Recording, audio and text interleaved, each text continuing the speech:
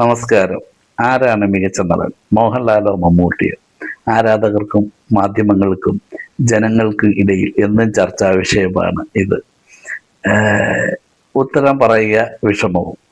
പ്രത്യേകിച്ച് സിനിമയെ നിഷ്പക്ഷമായി കാണുന്നവർക്ക് മമ്മൂട്ടിയുടെയും മോഹൻലാലിൻ്റെയും കാര്യത്തിൽ ഒരു വിലയിരുത്തൽ വലിയ പ്രയാസം തന്നെയാണ്. തിയേറ്റർ കളക്ഷനോ ബോക്സ് ഓഫീസ് സീറ്റുകളോ ഫാൻ ബേസോ ഒന്നുമല്ല ഒരു മികച്ച നടൻ്റെ കഴിവിൻ്റെ അടിസ്ഥാനം. അയാളുടെ നടന വൈഭവം തന്നെയാണ്. മമ്മൂട്ടിയുടെയും മോഹൻലാലിൻ്റെയും കാര്യത്തിൽ അത്തരം ഒരു വിലയിരുത്തൽ ബുദ്ധിമുട്ട് തന്നെയാണ്. കഴിവുണ്ടായിട്ടും നിർഭാഗ്യം കൊണ്ട് മാത്രം സൂപ്പർ സ്റ്റാറുകളാവാതെ പോയ ഇഷ്ടം പോലെ നടന്മാരുള്ള ഒരു സിനിമാ രംഗമാണ് മലയാള സിനിമാ രംഗം. അതിന് ഏറ്റവും നല്ല ഉദാഹരണമാണ് നടൻ രതീഷ്. ഇന്നത്തെ മമ്മൂട്ടിയും മോഹൻലാലും പോലായിരുന്നു ഒരു കാലത്ത് നസീറും സത്യനും മലയാള സിനിമാ രംഗത്ത്. എന്നാൽ ഒരു മികച്ച വ്യക്തിത്വം എന്ന രീതിയിൽ നസീർ സാർ അറിയപ്പെടുമ്പോൾ മികച്ച നടൻ്റെ സിംഹാസനം ഇന്നും സത്യൻ സാറിന് സ്വന്തം. ഇതുപോലെയായിരുന്നു തമിഴ് സിനിമാ രംഗത്തെ MGRും ശിവാജി ഗണേശനും. MGRിൻ്റെ സിനിമകൾ ബോക്സ് ഓഫീസ് ഹിറ്റുകളായിരുന്നു. ആക്ഷനും ഗാനരംഗങ്ങളും കൊണ്ട് സമ്പുഷ്ടമായ ജനങ്ങളെ എൻ്റർടൈൻ ചെയ്യുന്ന സിനിമകളായിരുന്നു MGRിൻ്റെ സിനിമകൾ. അവയെല്ലാം വലിയ ബോക്സ് ഓഫീസ് ഹിറ്റുകളായിരുന്നു.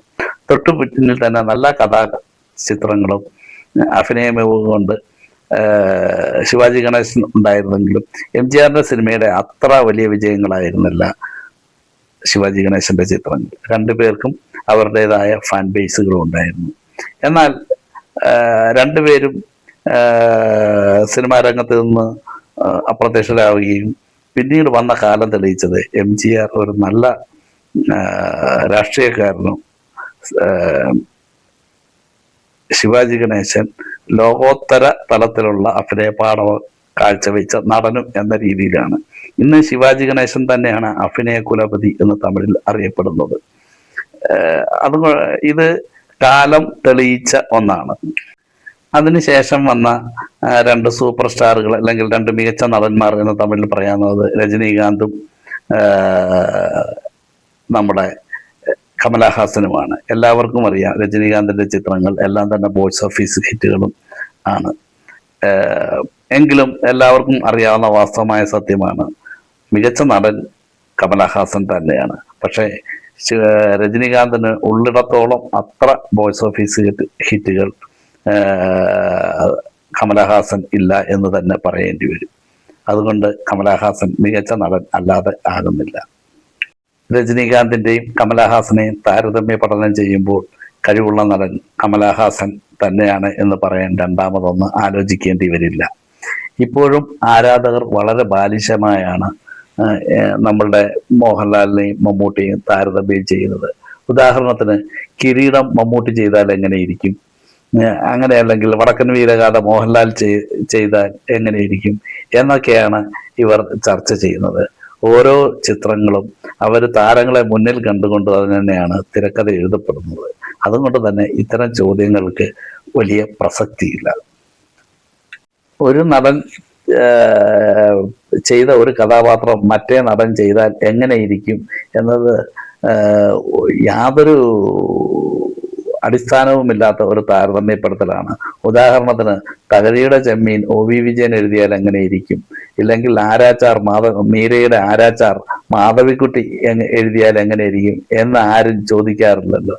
ഇനി വേറൊരു രീതിയിൽ ചിന്തിക്കുകയാണെങ്കിൽ മേജർ രവിയുടെ ചിത്രങ്ങൾ IV ശശി സംവിധാനം ചെയ്താൽ എങ്ങനെയിരിക്കും, അല്ലെങ്കിൽ അടൂർ ഗോപാലകൃഷ്ണന്റെ ചിത്രങ്ങൾ ഭരതൻ സംവിധാനം ചെയ്താൽ എങ്ങനെയിരിക്കും എന്ന് ആരും താരതമ്യം ചെയ്ത് പറയാറില്ലല്ലോ.